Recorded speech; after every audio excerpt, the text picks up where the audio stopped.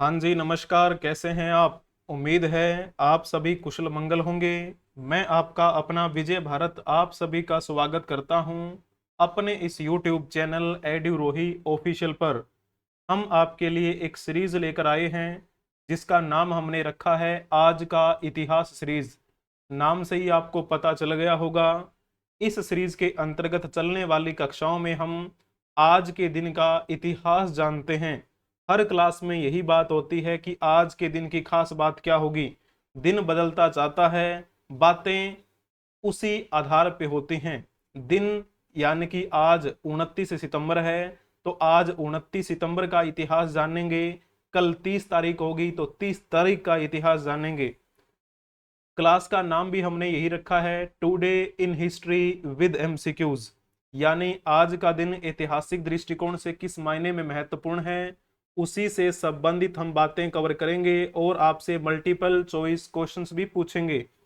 ऐसे multiple choice questions जो पहले कभी आपके एग्जाम्स में पूछ लिए गए हैं, यानी कि PYQ, या फिर जो आने वाले एग्जाम्स के लिए इम्पोर्टेंट हो सकते हैं, उन्हीं क्वेश्चंस को आधार बनाते हुए हम आपके लिए ये क्वेश्चन लेकर आते हैं ताकि आपकी प्रिपरेशन अच्छे से हो जाए। ये आपकी कक्षा हफ्ते के 7 दिन चलती है, एवरी डे चलती है। एक बात ध्यान रहे, अगर आपको ये कक्षा थोड़ी बहुत पसंद आए तो जरूर इस कक्षा को लाइक कर देना, अपने दोस्तों के साथ भी जरूर शेयर कर देना। अगर आपने अभी तक इस YouTube चैनल को सब्सक्राइब नहीं किया है तो कृपया करके इस YouTube चैनल को सब्सक्राइब जरूर कर लीजिए। बेल आइकन बटन को भी प्रेस कर लीजिए ताकि समय से पहले आपको इस कक्षा की नोटिफिकेशन मिलती रहे। तो चलिए फिर शुरुआत करते हैं आज के इस महत्वपूर्ण दिवस की। आज है 29 सितंबर। हर साल 29 सितंबर को कौन सा दिवस मनाया जाता है? तो आप कहेंगे विश्व हृदय दिवस मनाया जाता है, वर्ल्ड हार्ट डे मनाया जाता है। हृदय यानी कि दिल, तो दिल से जुड़ी हुई बीमारियां जो हैं, उन बीमारियों के प्रति लोगों को जागरूक करना, यही उद्देश्य है इस दिवस को मनाने का। दिल से जुड़ी जितनी बीमारियां हैं उनके बारे में लोगों को बताया जाए, क्या क्या प्रिकॉशंस हो सकते हैं, लोग किस प्रकार से स्वस्थ रह सकते हैं, उन्हीं बातों से संबंधित है ये दिवस, ताकि लोग जागरूक हो सकें। इस दिवस को मनाने की शुरुआत कब से हुई थी? सन 2000 में इस दिवस को मनाने की शुरुआत हुई थी। और आपको पता है आजकल हम कुछ ज़्यादा ही फास्ट फूड खाते हैं, तो आपको पता है लगभग हार्ट अटैक की दिक्कत आ ही जाती है। बहुतायत मात्रा में आपने ऐसे केसेस देखे होंगे। तो हृदय हमारे लिए बड़ा अहम हिस्सा है हमारी बॉडी का। ये रोग पूरे विश्व भर में फैल रहा है क्योंकि खाना हम अच्छे से नहीं खाते हैं। हष्ट पुष्ट कैसे रहेंगे जब खाना ही हम फास्ट फूड खाएंगे? तो ये एक गंभीर समस्या है हार्ट अटैक की। तो अचानक हृदय की गति में क्या है, रुकावट आ जाना, प्रेशर जो है वो रुक जाता है। क्यों? तो इसके पीछे का कारण क्या है, हमें किस प्रकार का खान पान लेना चाहिए, तो इससे संबंधित जागरूकता फैलाई जाती है पूरे विश्व भर में इस दिवस को मनाते हुए। तो हमें पता होना चाहिए हृदय से संबंधित रोग किस किस कारण से होते हैं। यानी कि अगर हम कोई प्रैक्टिस नहीं करते हैं, हमारी जीवन शैली बिल्कुल निष्क्रिय है, ठीक है, तो हमें ऐसा रोग हो सकता है। अगर हम ज्यादा टेंशन लेते हैं, माइंड ओवर थिंकिंग करता है, तो भी हमें इस प्रकार की दिक्कत हो सकती है जिसे हम हाइपर टेंशन कह देते हैं। मधुमेह भी एक कारण है। अधिक अगर हम कोई धूम्रपान करते हैं, नशा करते हैं, तो भी हमें इस प्रकार की मुसीबतों का सामना करना पड़ता है। अगर हम ज्यादा मोटे हैं, मोटापा ज्यादा है, तो मोटापे की वजह से भी हार्ट अटैक की दिक्कत होती है। वसा युक्त भोजन जब हम खाते हैं और प्रैक्टिस बिल्कुल भी नहीं करते, तो भी इस प्रकार की समस्याएं हमें देखने को मिलती है। तो हमें कंट्रोल करना चाहिए ऐसे खान पान पर। कोशिश करनी चाहिए कि हम योग करें, प्रैक्टिस करें, मेडिटेशन करें, ठीक है ना। ऐसे लोगों को ज्यादा खतरा होता है जिनका कोलेस्ट्रॉल, ट्राइग्लिसराइड और VLDL या फिर LDL ज्यादा होता है। तो उनके लिए थोड़ा सा ज़्यादा ये समझना चाहिए, उनको समझना तो सभी चाहिए। हृदय के साथ कोई भी खिलवाड़ नहीं होना चाहिए, ठीक है ना, सिंपल सी बात इतनी है। तो थोड़ा सा आप जानिए अपने बारे में, अच्छी अच्छी पुस्तकें पढ़िए, पुस्तकें सबसे अच्छी दोस्त होती हैं मनुष्य की, ऐसा विद्वान लोग कहते हैं। आप भी महसूस करेंगे जब आप अच्छी अच्छी बातें उसमें ग्रहण करेंगे। तो चलिए बहुत बढ़िया, अब हम बातें कवर करेंगे उनके बारे में जिनकी आज जन्मदिन की कहानी है।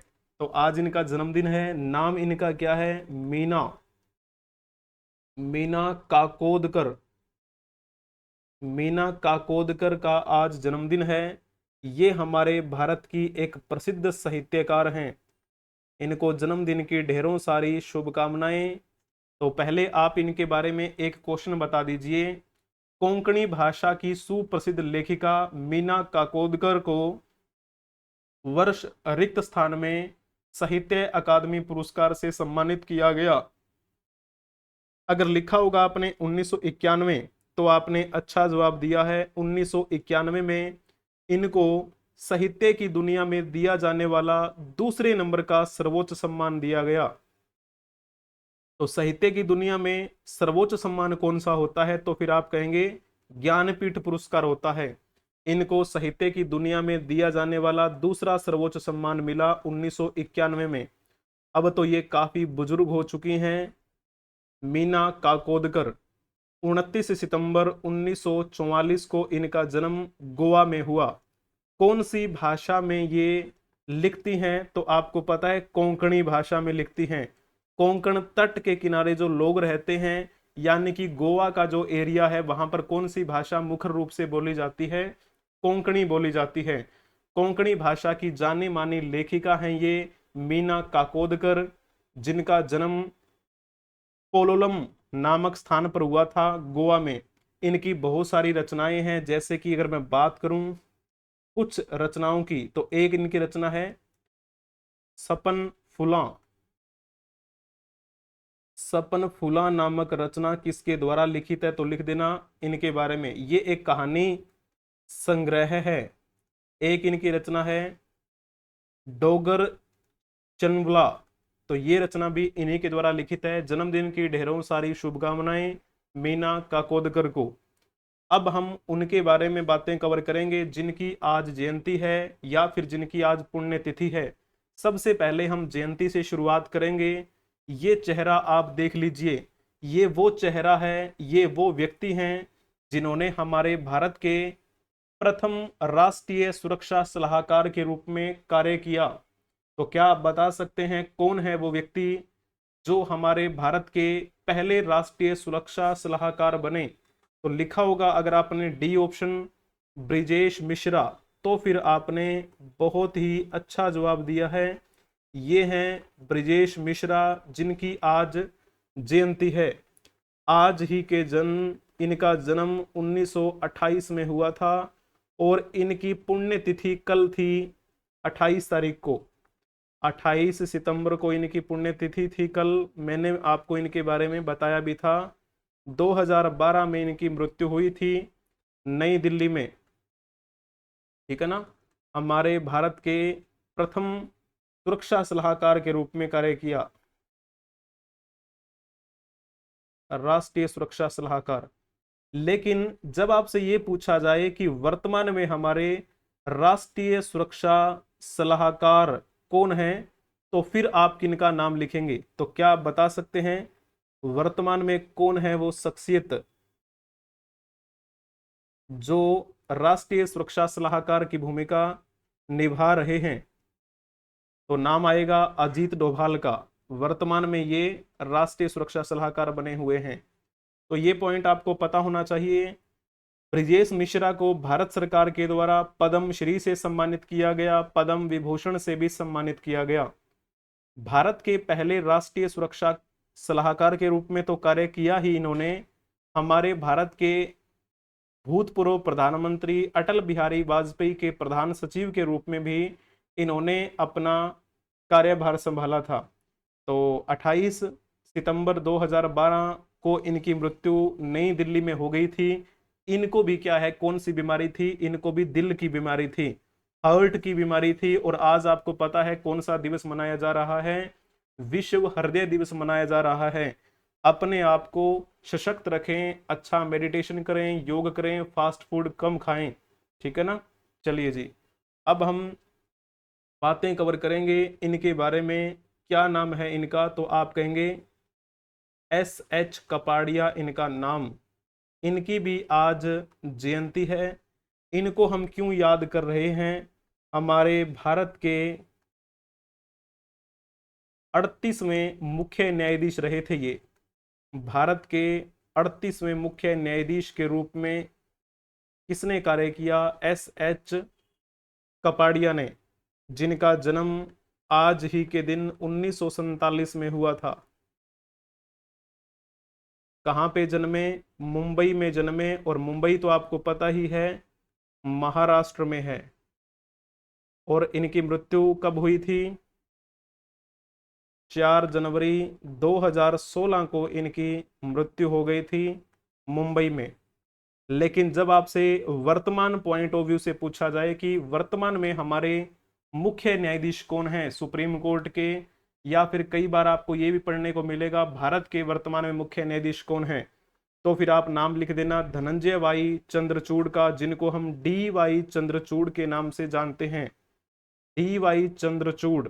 ऑप्शन ए में लिखा हुआ है YV चंद्रचूड़, तो YV चंद्रचूड़ भी हमारे मुख्य न्यायाधीश थे। लेकिन ये आज की बात नहीं है, ये तो बहुत पुरानी बात है। DY चंद्रचूड़ वर्तमान में मुख्य न्यायाधीश की भूमिका निभा रहे हैं। कौन से नंबर के मुख्य न्यायाधीश हैं, ये DY चंद्रचूड़। तो आप कहेंगे 50वें नंबर के मुख्य न्यायाधीश बने हुए हैं ये, ठीक है ना, DY चंद्रचूड़, जिनके बारे में आपको जरूर जरूर पता होना चाहिए। चलो जी, अब हम इनके बारे में बात करेंगे। नाम क्या है इनका, सत्यव्रत शास्त्री। चेहरा आप देख लीजिए। ये हमारे भारत के एक प्रसिद्ध विद्वान हुए हैं, एक अच्छे लेखक हुए हैं, एक अच्छे कवि हुए हैं, साहित्यकार, कवि। अब चलो मैं आपसे पहले एक क्वेश्चन पूछता हूं। संस्कृत के विद्वान और महत्वपूर्ण बौद्धिक लेखक सत्यव्रत शास्त्री, जिन्होंने थाईलैंड की रानी को संस्कृत सिखाई थी, उनका जन्म कब हुआ। अगर आपने लिखा होगा 1930, then you are absolutely correct. 29 सितंबर यानी कि आज ही के दिन 1930 में इनका जन्म हुआ था। और इनकी मृत्यु 14 नवंबर 2021 को हुई। संस्कृत भाषा के ये विद्वान थे और भारत के अलावा इन्होंने विदेशों में भी संस्कृत का जो नाम है वो उजागर किया था। ये हमारे 3 महाकाव्यों के रचनाकार माने जाते हैं। लगभग कहा जाता है उन महाकाव्यों में 1000 से ज्यादा श्लोक हैं। इन पर आपको रिसर्च पेपर भी मिल जाएगा। रिसर्च पेपर इंटरनेशनल वेबसाइट पर आपको इनके ऊपर लिखा हुआ मिलेगा, ठीक है ना। तो थोड़ा समझ लीजिएगा।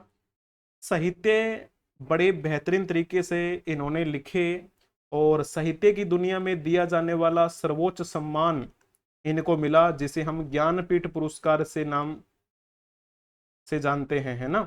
ज्ञानपीठ पुरस्कार ये इनको कब मिला था, 2007 में इनको ये पुरस्कार मिला। चलिए जी, अब हम इस शख्स के बारे में बात करेंगे। कौन है ये है रॉबर्ट क्लाइव। रॉबर्ट क्लाइव के बारे में तो आपको पता ही होगा। ये वही व्यक्ति है जिसके समय में क्या हुआ था, प्लासी की लड़ाई हुई थी। और प्लासी की लड़ाई में किसने साथ दिया था इसका, मीर जाफर ने साथ दिया था, सिराजुद्दौला को हरा दिया था। बंगाल के नवाब सिराजुद्दौला को हराया था, है ना। तो थोड़ा सा आपको पता होना चाहिए। मैं अगर थोड़ा सा लिखूं इस रॉबर्ट क्लाइव के बारे में, 29 सितंबर 1725 को जन्म हुआ था और 22 नवंबर 1774 को मृत्यु हुई थी। ईस्ट इंडिया कंपनी की तरफ से ये आया था। बंगाल का प्रथम गवर्नर बनने का श्रेय किसे दिया जाता है? तो नाम आता है रॉबर्ट क्लाइव का। रॉबर्ट क्लाइव के 2 कार्यकाल रहे थे। 1757 में बंगाल का गवर्नर नियुक्त किया गया था इसको, है ना। तो पहले थोड़ा सा बता दीजिए, जब वो प्लासी की लड़ाई हुई थी, प्लासी की लड़ाई में अंग्रेजों का नेतृत्व कर रहा था ये रॉबर्ट क्लाइव, और बंगाल के नवाब थे सिराजुद्दौला। तो जब सिराजुद्दौला के सेनापति मीर जाफर ने रॉबर्ट क्लाइव का साथ दिया था, तो प्लासी की लड़ाई सिराजुद्दौला हार गए थे, और इस वजह से आपको वो बात याद रखनी है। कब की बात है? वो बात है 23 जून 1757 की, जब प्लासी का युद्ध लड़ा गया था। जब प्लासी का युद्ध लड़ा गया तो फिर क्या हुआ? फिर इन्होंने वादा किया था मीर जाफर को कि अगर हम युद्ध जीत जाते हैं तो मीर जाफर तुम्हें नवाब बना देंगे। तो सिराजुद्दौला के बाद नवाब किसे बनाया गया था? मीर जाफर को। मीर जाफर 1757 से 1760 तक रहा था बंगाल का नवाब। मीर जाफर को रॉबर्ट क्लाइव की कठपुतली के रूप में जाना जाता है। मीर जाफर के बाद में एक और बना जिसे हम मीर कासिम के नाम से जानते हैं। जब मीर कासिम यहां पर नवाब बन गया, उस समय आपको पता है एक लड़ाई हुई थी जिसे हम बक्सर की लड़ाई के नाम से जानते हैं। बक्सर की लड़ाई कब हुई? 22 अक्टूबर 1764 को हुई। क्यों हुई थी? क्योंकि मीर कासिम ने अपनी राजधानी परिवर्तित करके मुंगेर बना दी थी, और वहां पर वो अपने हथियार बनाने लग गए थे। इस वजह से जब अंग्रेजों को पता लगा, अंग्रेजों ने बक्सर नामक जगह पर मीर कासिम के खिलाफ लड़ाई लड़ी, और मीर कासिम की इसमें हार हो गई थी। फिर दोबारा से एंट्री हुई थी मीर जाफर की। मीर जाफर फिर दोबारा से कब तक रहा? 1764 भी लिख सकते हैं, 1763 भी आप कह सकते हैं, लेकिन लगभग आपको 1763 भी यहाँ पर देखने को मिलेगा। तो 1763 से 65 तक ये इसका दूसरा कार्यकाल रहा मीर जाफर का।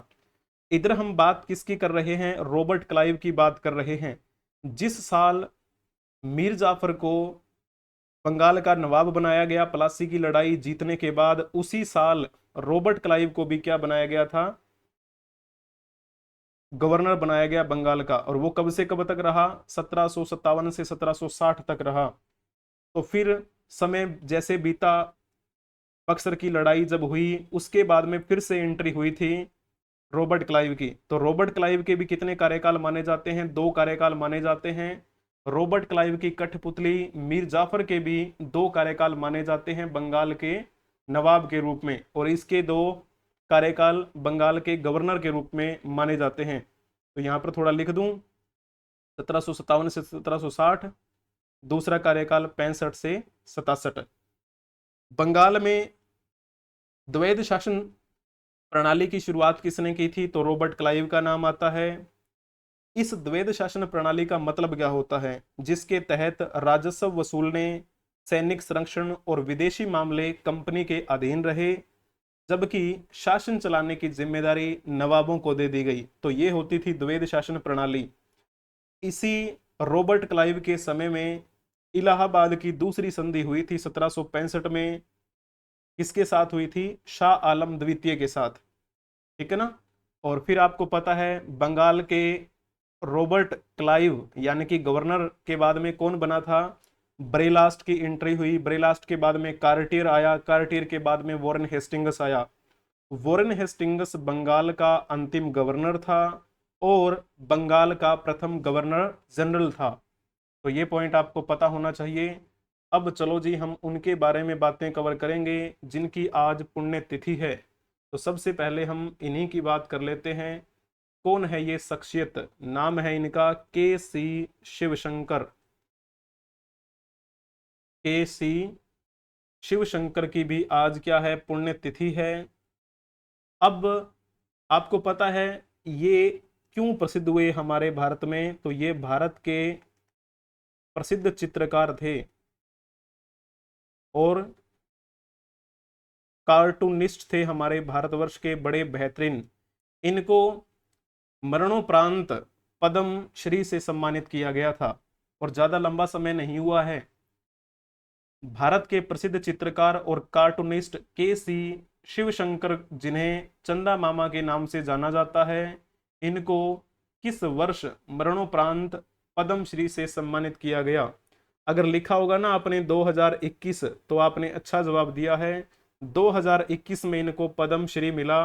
पद्मश्री हमारे भारत का चौथे नंबर का सर्वोच्च नागरिक सम्मान है। के.सी. शिवशंकर के जन्म के बारे में कहीं तो आपको पढ़ने को मिलेगा 1924 और कई जगह पर आपको पढ़ने को मिलेगा 1927। ठीक है ना। तो जब हम बात करें इनकी मृत्यु की तो वो तो आज ही के दिन 2020 में हो गई थी।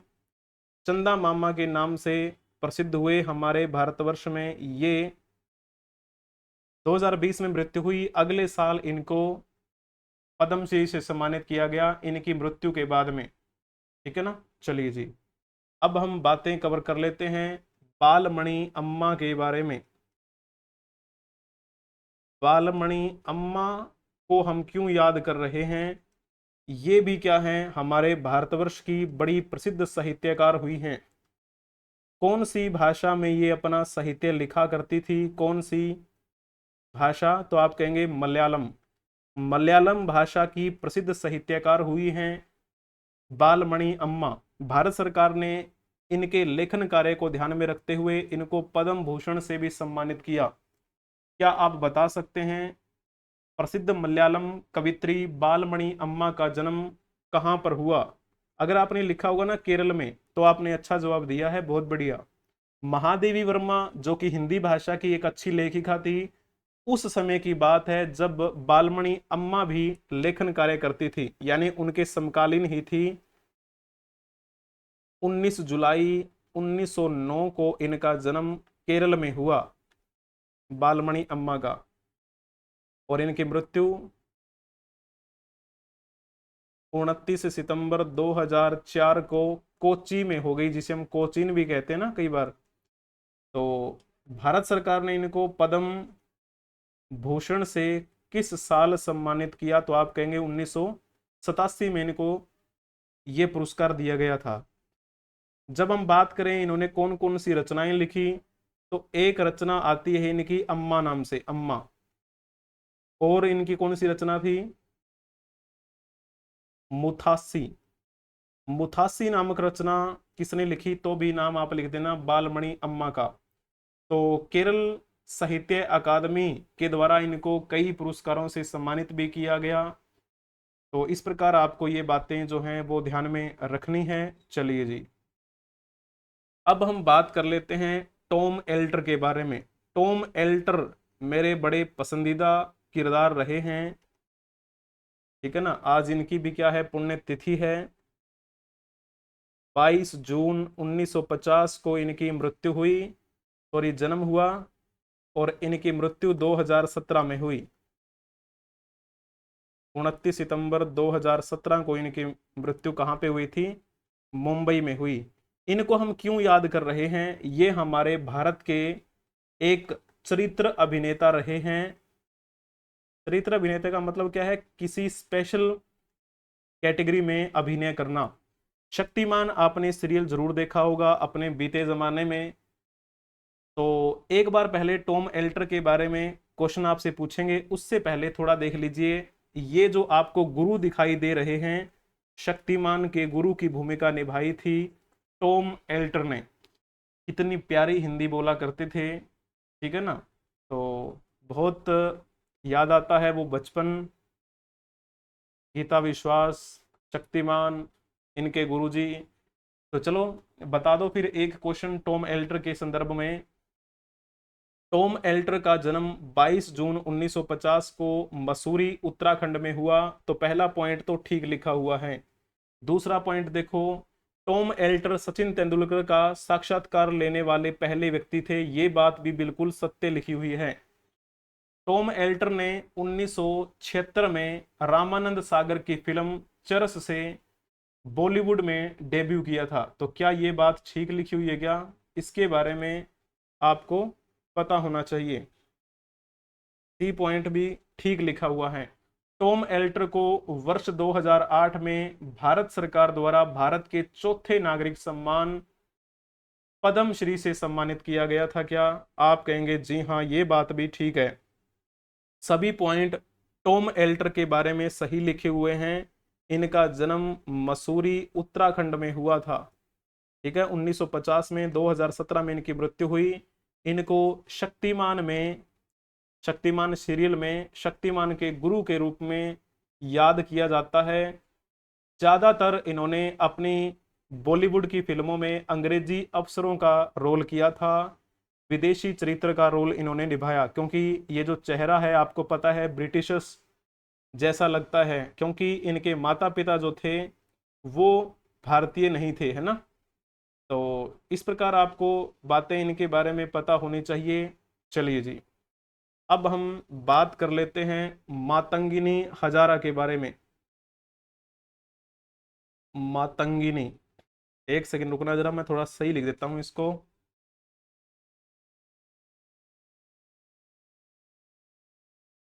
मातंगिनी हजारा, ये हमारे भारत की बड़ी प्रसिद्ध महिला क्रांतिकारी रह चुकी हैं। भारत की स्वतंत्रता के लिए अपनों के साथ साथ इन्होंने अपनी भी क्या है, प्राणों की आहुति दी थी। तो ऐसी थी मातंगिनी हजारा। तो पहले आप एक क्वेश्चन बता दीजिए, भारत की स्वतंत्रता के लिए अपने प्राणों की आहुति देने वाली बंगाल की बहादुर महिलाओं में से एक मातंगिनी हजारा का जन्म कहाँ हुआ? अगर लिखा होगा ना अपने Midnapore, then you are absolutely correct.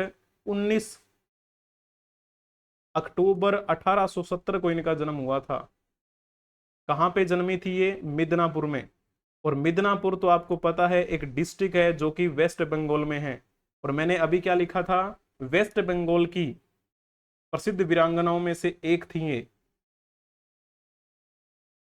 आज ही के दिन ये क्या हुई थी, शहीद हुई थी अपने भारतवर्ष के लिए। 1942 में जब भारत छोड़ो आंदोलन की शुरुआत हो रखी थी महात्मा गांधी के नेतृत्व में, उसी समय इन्होंने अपने और अदम्य शौर्य और साहस का परिचय दिया था। तो ऐसी थी हमारी मातंगिनी हजारा, जिनके बारे में आपको जरूर पता होना चाहिए। ऐसी हजारों महिलाएं थी हमारे भारतवर्ष में जिन्होंने हमारे स्वतंत्रता संग्राम के लिए लड़ाई लड़ी। ठीक है ना, तो थोड़ा सा इनके बारे में आप पढ़ लीजिएगा। चलिए जी, आज के लिए इतना ही हम रखेंगे। जिनका आज जन्मदिन है उनको जन्मदिन की ढेरों सारी शुभकामनाएं। जिनकी आज जयंती है या फिर जिनकी पुण्यतिथि है, हम उन्हें नमन करते हैं। अगर आपको ये कक्षा पसंद आई है थोड़ी बहुत, तो लाइक जरूर कर देना, अपने दोस्तों के साथ भी शेयर कर देना। अगर आपने अभी तक चैनल को सब्सक्राइब नहीं किया है तो सब्सक्राइब भी कर लो, बेल आइकन बटन को भी प्रेस कर दो ताकि समय से पहले आपको इस कक्षा की नोटिफिकेशन मिलती रहे। तो आप सभी दोस्त हमें अलग अलग सोशल मीडिया प्लेटफॉर्म के माध्यम से संपर्क कर सकते हैं, जैसे कि Telegram, Moj, Hipi, Josh, ShareChat, WhatsApp channel, Instagram, Twitter, X etcetera. बने रहने के लिए आप सभी का धन्यवाद। Thank you for watching, like, share and subscribe. बने रहिए हमारे साथ एड्यूरोही ऑफिशियल के साथ। हम मिलेंगे नेक्स्ट क्लास में, तब तक के लिए आप हंसते रहें, मुस्कुराते रहें, पढ़ते रहें, खेलते रहें, खिलखिलाते रहें। जय हिंद, जय भारत, वंदे मातरम।